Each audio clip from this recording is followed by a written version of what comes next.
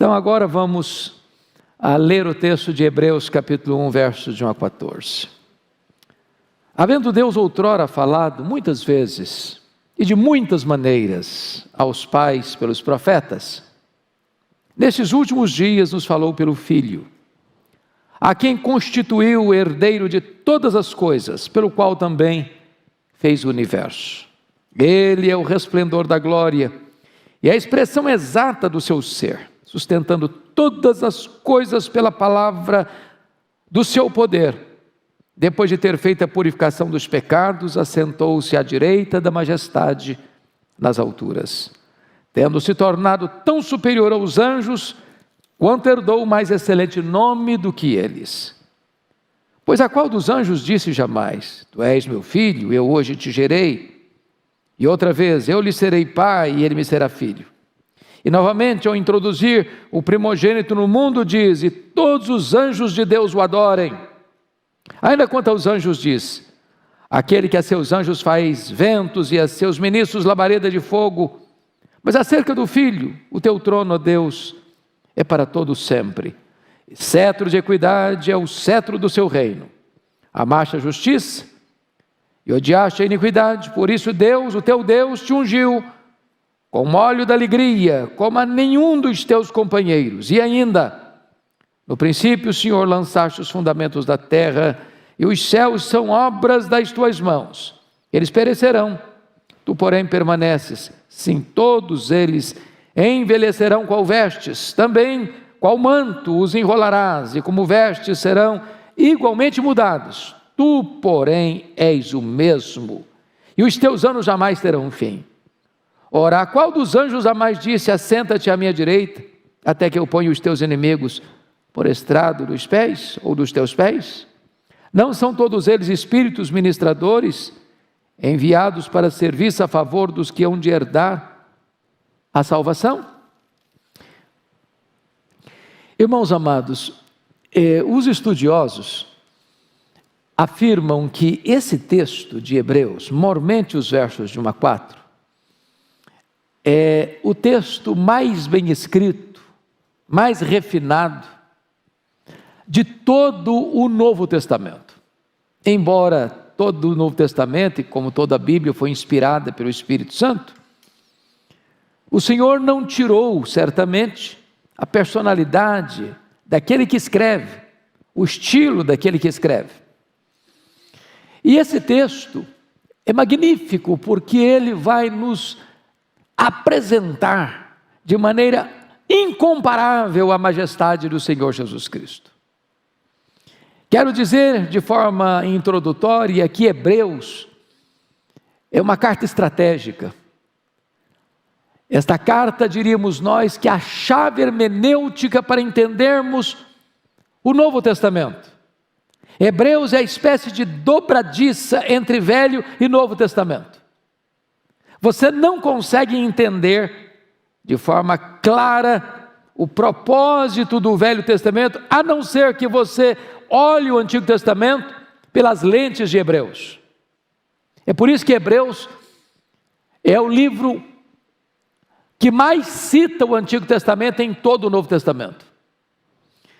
Eu diria para vocês que Hebreus é o quinto evangelho, porque se os 4 evangelhos retrataram o ministério terreno de Jesus, seu nascimento, sua vida, seus ensinos, seus milagres, sua morte, sua ressurreição, Hebreus trata do ministério que Jesus continua fazendo à destra da majestade de Deus, como nosso grande sumo sacerdote. Hebreus mostra a superioridade de Cristo de uma maneira singular. Talvez você pergunte: por que temos esse livro na Bíblia? Por que foi escrito? O contexto é muito interessante. Em virtude da perseguição que desabou sobre a igreja no primeiro século, muitos irmãos, é por isso que é chamado Hebreus, porque é dirigido a uma comunidade de irmãos hebreus, que convertidos a Cristo, vindos ou egressos do judaísmo para o cristianismo, agora, em virtude da perseguição, estavam voltando para o judaísmo, de malas prontas, voltando para o judaísmo. E a tese do autor aos Hebreus é que depois de abraçar a Cristo, voltar para o judaísmo é retrocesso, é apostasia. É deixar a realidade que é Cristo para voltar para as sombras. E a tese dele é que Cristo é melhor. Melhor do que os profetas, melhor do que os anjos, melhor do que Moisés, melhor do que Arão, melhor do que Josué. O sacrifício que ele ofereceu é melhor do que os sacrifícios judaicos. A nova aliança firmada no seu sangue é superior à velha aliança. A ordem sacerdotal de onde ele procedeu, de Melquisedeque, é superior à ordem levítica. Portanto, Cristo é melhor. Essa é a grande tese de Hebreus. E eu convido você, com a Bíblia aberta comigo, a considerar, portanto, esta passagem. Ele começa dizendo: havendo Deus outrora falado. Isso significa, irmãos, que Deus é o Deus que se revela, e é da natureza de Deus se revelar. Ele é luz, e luz se revela. E Deus se revelou de maneira tão eloquente, tão majestosa, tão enfática, que Ele se revelou primeiramente aos nossos olhos. Os céus declaram a glória de Deus, e o firmamento anuncia as obras das suas mãos. Depois Deus se revelou à nossa consciência internamente, porque temos dentro de nós um tribunal que estabelece o que é certo e o que é errado, ainda com certas deficiências, mas é uma espécie de revelação de Deus. Depois Deus se revelou aos nossos ouvidos. Nós temos a sua palavra, palavra viva, poderosa, inspirada, inerrante, infalível, suficiente. Mas Deus se revela de maneira plena, majestosa, completa, final, em seu Filho Jesus Cristo. Ele é o verbo que se fez carne. Vimos a sua glória, glória como do unigênito do Pai. Mas notem vocês no verso 1 ainda, que Deus falou pelos profetas. Havendo Deus outrora falado muitas vezes, de muitas maneiras aos pais, pelos profetas. Então, existe uma variedade de métodos, existe também um auditório definido aos pais, e existe um instrumento escolhido, os profetas.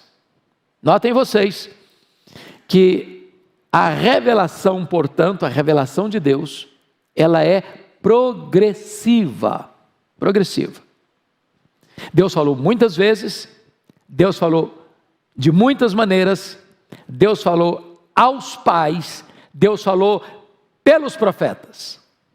Mas o texto nos informa, nestes últimos dias nos falou pelo Filho. Em outras palavras, a revelação de Deus é progressiva até Jesus, mas não a partir de Jesus. Em outras palavras, de novo, não espere novas revelações. Não existem outras revelações. Quando Deus nos falou pelo Filho, Ele chegou ao pico, Ele chegou ao acme, Ele chegou ao pináculo, Ele chegou ao ponto mais alto. Não tem como Deus revelar-se mais, além de Cristo. Com Cristo, fecha a revelação. Ele se revelou de forma plena e completa e final e cabal. Agora notem vocês, que a revelação no Antigo Testamento, ela era o quê? Parcial, ela era incompleta e ela era fragmentada. Isso não significa que era deficiente, não. Significa o seguinte, que esta revelação, ela tinha um propósito. Ela era uma sombra, ela era uma promessa, ela era um tipo. Ela estava pegando você pela mão e diz: vem comigo, eu vou te mostrar qual é o meu fim, qual é o meu propósito, qual é a minha intenção, qual é o meu objetivo. E ela então nos leva a Cristo. É por isso que ela é progressiva. Vem na sombra para a realidade, vem da promessa para o fato histórico. Então eu peço a atenção dos irmãos que a lei não está em oposição à graça. A lei prepara para a graça, ela nos leva à graça. Em outras palavras, nunca foi função da lei nos salvar. A função da lei é revelar o nosso pecado, para dizer o seguinte: você é pecador, você não pode salvar você mesmo, mas eu vou levar você a quem pode salvar você. A lei é um aio, é um pedagogo que toma você pela mão e leva você até Cristo Jesus nosso Senhor. Agora, note no verso 2, que está escrito que nesses últimos dias Ele nos falou pelo Filho. Pelo Filho, o que significa isso? Significa que quando você olha para trás, lá no Velho Testamento, tudo no Velho Testamento apontava para Cristo. Tudo era promessa para a realidade que é Cristo. Tudo era sombra para a grande historicidade que vem em Cristo. Então no Velho Testamento Jesus foi representado pela semente da mulher, pelo Cordeiro da Páscoa, pelo tabernáculo, pela Arca da Aliança, pelo templo, pelas festas, pelos sacrifícios, pelo sábado. Tudo isso era sombra e preparatório para mostrar Cristo para nós. Quando você chega no Novo Testamento, tudo tem a ver com Cristo. Os evangelhos falam do seu nascimento, falam da sua vida, falam dos seus ensinos, falam dos seus milagres, falam da sua morte, falam da sua ressurreição, falam da sua ascensão. O livro de Atos mostra a trajetória da igreja de Cristo, de Jerusalém até Roma. As epístolas de Paulo, as epístolas gerais, as epístolas de Pedro, de João, de Tiago, de Judas. Todas estas epístolas mostram a doutrina de Cristo, a pessoa de Cristo, a obra de Cristo, a salvação de Cristo, de tal maneira que se tivermos um único nome para sintetizar a Bíblia inteira, esse nome é Cristo. Cristo. Nesses últimos dias, Deus nos falou pelo Filho. Agora, eu gostaria que você prestasse atenção comigo, que neste capítulo 1, o autor aos Hebreus vai defender uma espécie de tese, provando para nós que se Jesus é melhor e se Jesus é superior, a pergunta é melhor e é superior a quem? E havia um conceito veterotestamentário muito importante, que eram as pessoas ungidas. Você nota comigo o profeta, o sacerdote e o rei. E é muito importante essas três figuras no Velho Testamento. E a tese do autor aos Hebreus é que Jesus é o supremo profeta, Jesus é o supremo sacerdote e Jesus é o supremo rei. Essa é a grande bandeira deste capítulo. Então, notem comigo a superioridade do Filho em relação aos profetas. Vejamos. Primeiramente, o Filho, Jesus, é o profeta por meio de quem Deus encerrou a sua revelação. Deus falou muitas vezes. Deus falou de muitas maneiras. Deus falou aos nossos antepassados, aos nossos pais. Deus falou a eles pelos profetas. Agora Ele nos fala pelo Filho. Agora não tem mais profetas, agora não tem mais novas revelações, agora não tem mais progressividade nas revelações, agora a revelação chegou ao seu telos, ao seu fim, à sua consumação. Isso é maravilhoso entender. Então preste muita atenção nisso, irmão. Jesus é a última e a final voz profética à igreja. Então, se você escutar por alguém aí que levantou um profeta que está falando novidade, está falando coisas novas, bote não só um pé para trás, bote os dois pés para trás. Porque a revelação de Deus chegou ao seu fim, na pessoa do seu Filho Jesus Cristo. É curioso que quando Deus levantava um profeta lá no Velho Testamento, cada um apontava para uma faceta, para um aspecto do caráter de Deus, um atributo de Deus, como Isaías enfatizou a santidade, Amós enfatizou a justiça, Oséias enfatizou a misericórdia. Mas quando Jesus Cristo veio como suprema e final revelação de Deus, Ele veio para nos mostrar Deus na sua plenitude. Por quê? Porque Ele era a exata expressão do ser de Deus. Ele era o resplendor da glória. Nele habitou corporalmente toda a plenitude da divindade. Só Ele pôde dizer: quem me vê a mim, vê o Pai, porque eu e o Pai somos um.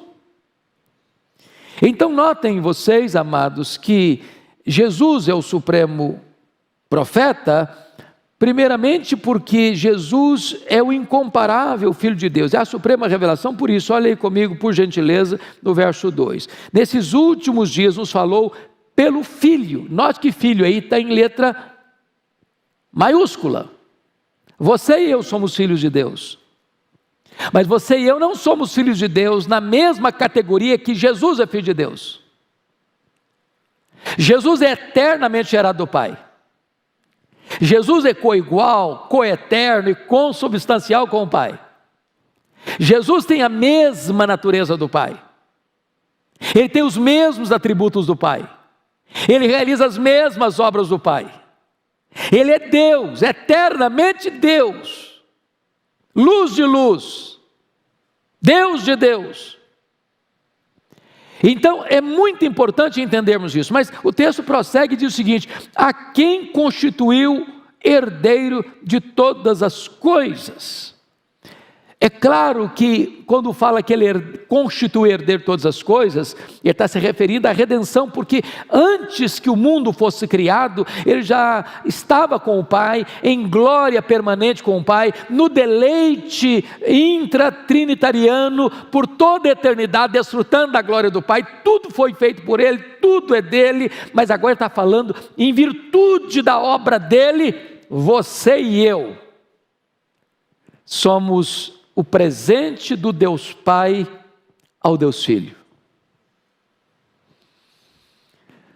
Mas o autor aos Hebreus prossegue para dizer algo magnífico aqui no versículo 2. Está escrito assim: pelo qual também fez o universo. Isso está de acordo com João 1:3, não é isso? Tudo foi feito por intermédio dele, e sem ele nada do que foi feito se fez.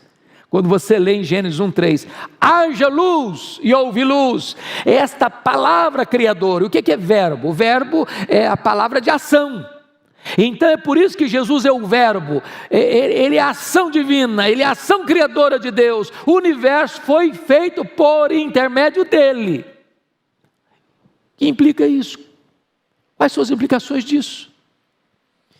Irmãos, esta verdade que está aqui no versículo 2 é tão chocante, é tão revolucionária, porque ela está confrontando ideias muito populares nos nossos dias, dos meios acadêmicos. E você não precisa ficar assim, cheio de dedos, constrangido, como se você fosse uma pessoa desprovida de conhecimento, de massa cinzenta na cabeça, ou uma pessoa alienada cientificamente, ou uma pessoa complexada do ponto de vista cultural, por afirmar isso. Não! Esse texto está mostrando para nós que a matéria não é eterna. Esse texto está afirmando para nós que o universo não surgiu espontaneamente. Esse texto está afirmando para nós que o universo não é resultado de uma mega explosão cósmica. Esse texto está afirmando para nós que o universo não é resultado de uma evolução de milhões e milhões de anos. Esse texto está dizendo para nós que esse universo foi criado, e criado pelo nosso glorioso Redentor, Jesus Cristo. Ele é o Criador.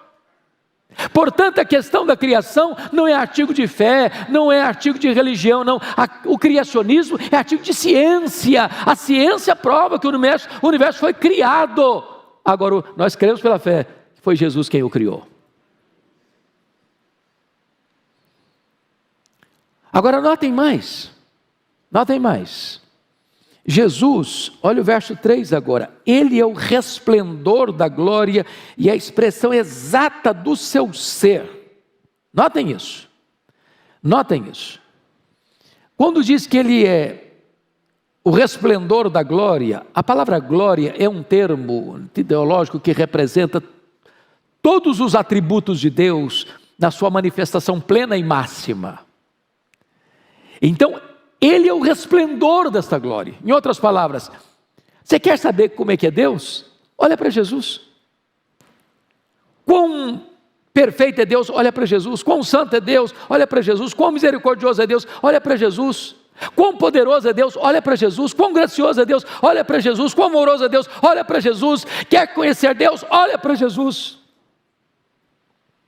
Nós diríamos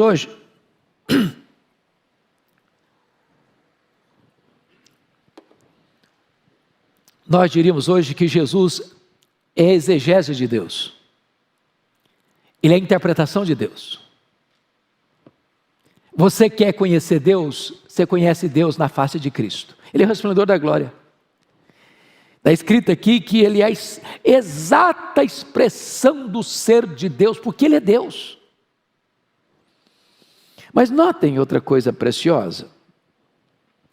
Versículo 3 diz assim: sustentando todas as coisas pela palavra do seu poder. Isso é magnífico, porque existem algumas ideias, por exemplo, chamada deísmo, foi muito popular na Inglaterra, século 18, 19, que é a seguinte ideia: Deus criou o mundo como um relojoeiro fabrica um relógio, dá corda nele, deixa ele trabalhar sozinho.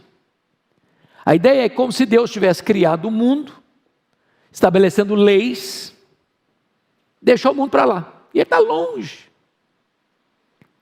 ou indiferente, ou distante, ou ausente, porque o mundo trabalha por si, independente. Essa não é a ideia bíblica. A ideia bíblica é que o Senhor criou e o Senhor sustenta. Ele é transcendente, mas ele é também imanente. Ele não apenas está lá, ele também está aqui. E ele não só criou, mas ele intervém. É por isso que você e eu podemos e devemos orar, porque ele escuta a oração. E quando ele atende a sua oração, ele interfere na própria criação para responder uma oração sua. Ele abre o mar, ele faz brotar água da rocha, ele faz cair maná do céu. Na linguagem humana, ele faz o sol parar. Ele dá chuva, ele dá o sol. Ele faz milagres. Ele intervém nas próprias leis que ele mesmo estabeleceu. Então ele sustenta todas as coisas pela palavra do seu poder. É a providência dele que mantém este universo íntegro, sem se desintegrar. Mas agora, preste atenção comigo, meus amados irmãos, que o profeta, que o autor aos Hebreus, vai fazer uma transição desta ideia de que ele é o supremo profeta, para mostrar para nós que ele é o supremo sacerdote. Olha aí o que está escrito, por gentileza, no versículo de número 3. Depois de ter feito a purificação dos pecados. Então veja você que ele desce do céu para revelar para nós um Jesus que não é só divino, é também humano. Mas que não é só humano, é divino também junto. Porque ele, para fazer o que fez aqui, purificar o pecado, purificar-nos, depois de ter feito a purificação dos pecados, era necessário que ele se encarnasse. Ele tinha que ser Deus e ser homem ao mesmo tempo. Deus para oferecer um sacrifício de valor eterno, suficiente para todos quantos nele crerem, e ele precisava ser homem para representar você e a mim, que somos pecadores. Quando um sacerdote ia oferecer o sacrifício, seja uma vez por ano o sumo sacerdote, lá no Santo dos Santos, derramando sangue sobre a arca da aliança, ele oferecia primeiro por ele, porque ele era pecador, e depois oferecia pelo povo, mas ele tinha que repetir, e repetir, e repetir, e repetir, porque sangue de touros e de bodes não pode purificar pecados, mas ele, como sumo sacerdote perfeito, entrou uma única vez, ofereceu um único sacrifício, o sacrifício de si mesmo, e por meio do seu sangue derramado na cruz, ele fez a purificação dos pecados, e hoje você e eu podemos receber perdão e purificação, porque o sangue de Jesus nos purifica de todo o pecado. Louvado seja o Senhor.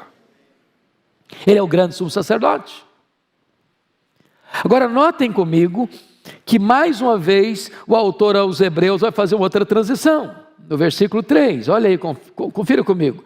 Depois de ter feito a purificação dos pecados, assentou-se à direita da majestade nas alturas. Agora ele não trata mais de Jesus como profeta, agora ele não trata mais de Jesus como sacerdote, agora ele trata Jesus como o Rei dos Reis. O tríplice ofício. Ele está à direita da majestade. Quando você lê Apocalipse capítulo 5, ele é aquele que está com o livro escrito por dentro e por fora em suas mãos. É ele quem venceu, ele é a raiz de Davi. Ele é o cordeiro que foi morto. Ele é o leão da tribo de Judá.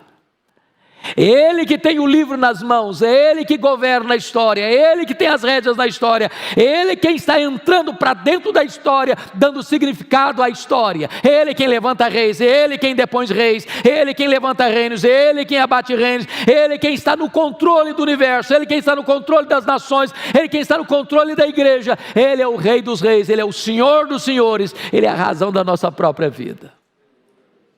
Então o autor aos Hebreus está dizendo o seguinte: depois que você conhece a Jesus, você vira as costas para Jesus, para voltar para o judaísmo, para voltar para as sombras, para voltar para aquilo que era a promessa, depois de ter conhecido a realidade, é uma loucura, é uma apostasia, é um caminho de loucura e insensatez. Pois bem, amados, dito isto, eu gostaria que vocês pudessem, de forma breve agora, entender que este Jesus que está no trono, ele está no trono fazendo três coisas. Primeiro, ele está no trono governando. Segundo, como sumo sacerdote e rei, porque ele é rei e sumo sacerdote, só em Jesus esses dois ofícios puderam caminhar juntos. Ele está também no trono intercedendo por nós. E como rei dos reis, em terceiro lugar, ele voltará para nós. A partir de agora do verso 14, e aqui que eu vou ser breve com vocês, ele vai mostrar, porque até agora ele provou uma tese, a tese de que Jesus é superior aos profetas. Ele falou muitas vezes, de muitas maneiras, Deus falou muitas vezes, de muitas maneiras aos pais pelos profetas, agora nos fala pelo Filho, e ele provou até agora no verso 3, que ele é superior aos profetas, que falaram aos nossos pais no passado. Agora ele vai provar para nós a partir do verso 4 até o verso 14 que ele é superior aos próprios anjos. Se não, vejamos, olha aí comigo. Primeiro, o Filho tem um nome superior. Versos 4 e 5, tendo se tornado tão superior aos anjos quanto herdou o mais excelente nome do que eles. Pois a qual dos anjos disse jamais: tu és meu filho, eu hoje te gerei, e outra vez eu lhe serei pai, e ele me será filho. Preste atenção nisso. Nem Gabriel, nem Miguel, nem o arcanjo, nem o serafim, nem os querubins, nem os anjos, nem todas as ordens angelicais jamais foram chamadas, no sentido pleno da palavra, filho. Só Jesus é o Filho, com F maiúsculo. Nós somos filhos. Os anjos são criaturas. Ele é superior aos anjos? Ele é superior aos anjos. Só ele pode chamar Abba, Pai, no sentido pleno da palavra. Não os anjos. Então ele tem um nome superior. Herdou um nome superior. Segundo, ele tem uma dignidade superior. Olha o verso 6 comigo. E novamente, ao introduzir o primogênito no mundo, diz: e todos os anjos de Deus o adorem. Então os anjos não são iguais a ele, não são superior a ele, porque os próprios anjos, criaturas dele, foram feitos para adorarem a ele. Então ele não é igual, ele não é inferior, ele é superior, porque os próprios anjos o adoram. Tem dignidade superior. Terceiro, o Filho tem uma natureza superior. Confira o verso 7. Ainda quanto aos anjos, diz aquele que a seus anjos faz ventos e a seus ministros labaredas de fogo. Os anjos foram criados para um trabalho, para uma missão, e eles cumprem ordens, e eles fazem a vontade deles, estão a serviço dele, são servos dele, são diáconos dele, para trabalharem para ele. Ele é o Senhor, ele é quem comanda, ele é quem governa, ele é quem está dando as ordens. Mas ainda, em quarto lugar, ele tem uma posição superior. Olha o capítulo 1, versículo 8. Mas acerca do Filho, o teu trono, ó Deus, é para todo o sempre. Note que o Pai está se dirigindo ao Filho, que a primeira pessoa da Trindade está se dirigindo à segunda pessoa da Trindade, e a própria primeira pessoa da Trindade, o Pai, está se referindo ao Filho como Deus. Ele tem testemunho do próprio Pai, do próprio Deus, acerca do teu trono, ó Deus. Então ele é superior aos anjos, porque tem uma posição superior. Mas em quinto lugar, ele tem um exemplo superior. Olha o versículo 8b e o 9. E cetro de equidade é o cetro do seu reino, amaste a justiça e odiaste a iniquidade. Por isso Deus, o teu Deus, te ungiu com óleo da alegria, como a nenhum dos teus companheiros. Aqui você nota comigo, por gentileza, a postura do rei e do Senhor, cujo trono é justo. Padrão para todos os outros tronos da terra. Porque os tronos da terra muitas vezes estão eivados de injustiça, de violência, torcendo a lei, manipulando a lei, levando vantagens. Mas o trono de Jesus é plenamente justo. Não há corrupção, não há impiedade, não há injustiça. Absolutamente não há. E é por esta causa que ele foi ungido com óleo de alegria como nenhum outro jamais experimentou. Mas em penúltimo lugar, a obra dele é superior. A obra dos anjos. Confira comigo os versos 10 a 12. Ainda, no princípio o Senhor lançaste os fundamentos da terra, e os céus são obra das tuas mãos. Eles perecerão, tu porém permaneces, sim, todos eles envelhecerão. Qual vestes? Também qual manto os enrolarás, e como vestes serão igualmente mudados. Tu, porém, és o mesmo, e os teus anos jamais terão fim. O que ele está dizendo? Que a criação, feita por ele, envelhece, caduca, e vai ser transformada. Haverá novos céus e nova terra. Os céus e a terra que nós vemos passarão pelo fogo. Os céus, a terra e as obras que estão construídas na terra serão completamente incendiados, os elementos se desfarão abrasados, mas o Senhor Criador permanece o mesmo, sempre, sempre, sempre. Finalmente, amados, finalmente, sétimo e último lugar, o Filho tem um destino superior. Olha os versos 13 e 14 comigo. Ora, qual dos anjos jamais disse, assenta-te à minha direita, até que eu ponha os teus inimigos por estrado dos teus pés? Em outras palavras, o Filho é exaltado pelo Pai sobremaneira, está assentado à destra da majestade, à direita de Deus Pai, e o próprio Deus Pai faz uma promessa para ele, que ele vai reinar, até que todos os inimigos sejam colocados debaixo dos seus pés. E Apocalipse, de uma maneira muito eloquente, mostra esse quadro. Quando a Babilônia cai, quando o anticristo é jogado no lago do fogo, quando o falso profeta é jogado no lago do fogo, quando o diabo é lançado no lago do fogo, quando a morte é lançada no lago do fogo, e quando todos aqueles cujos nomes não estão escritos no livro da vida são lançados no lago do fogo. E quando isso acontece, a Bíblia diz, então houve novos céus e nova terra, onde habita a justiça. E nós estaremos com Ele, reinando com Ele para sempre e sempre. Com respeito aos anjos, olha o que está escrito no verso 14.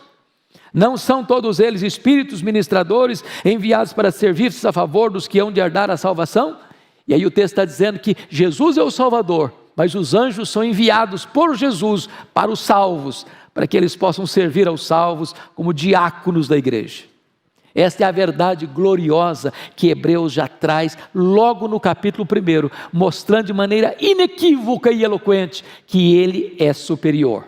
Superior aos profetas, superior aos anjos, se formos seguindo a leitura, superior a Moisés, superior a Arão, superior a Josué, ele é melhor e ele é superior. E a este Jesus é que nós estamos servindo nesta noite. Que Deus nos abençoe. Que o nosso coração possa exultar naquele que é a razão da nossa vida. Amém.